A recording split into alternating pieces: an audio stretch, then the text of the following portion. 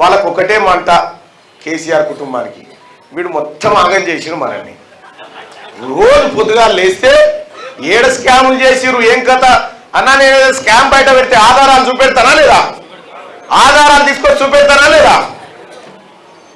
ఇక ఇప్పుడు నేను ఒక ఛాలెంజ్ చేసిన, తీన్మార్ మల్లన్న మంచోడు కాదంటే అరే ఈ 27 తారీఖు దాకా టైం ఇస్తున్నారా, ఈ రాష్ట్రంలో తీన్మార్ మల్లన్న ఇగో ఈ తప్పు చేసిందని ఒక ఆధారం తీసుకొని రారా, నేను విత్డ్రా చేసుకుంటా అని చెప్పిన. ఇక ఇప్పుడు చేతులు తీసుకుంటారు ఎట చేద్దాంరా అని. మీరు ఏం చేయలేరురా బాబు. తీన్మార్ మల్లన్న తెలిసిన పుస్తకం ఆయన జీవితం. తీన్మార్ మల్లన్న ఏందో, తీన్మార్ మల్లన్న జీవితం ఏందో ఇక్కడ ఉన్నటువంటి నా సోదరులకు మా అన్నలకు తెలియదా?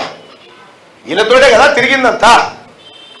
ఇక్కడ ఒక మాట స్పష్టంగా చెప్పదలుచుకున్నా, ఇప్పుడు ఉప ఎన్నికలు ఎందుకు వచ్చినాయో నువ్వు చెప్పు. ఈ పట్టభద్రుల ఎమ్మెల్సీ ఉప ఎన్నిక ఎందుకు వచ్చింది? టిఆర్ఎస్ పార్టీ మాకు ఈ పదం వద్దని, మేము పట్టభద్రులతో మాకు సంబంధం లేదని ఆ తట్ట నడి బజార్లో దించిపోతే వచ్చింది కదా.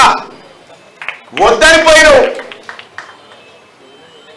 మన పల్లెటూరు భాషలో సామెతలు చెప్పాలంటే ఏదో చేసి వెనుక చూసినట్టు ఉంటుంది.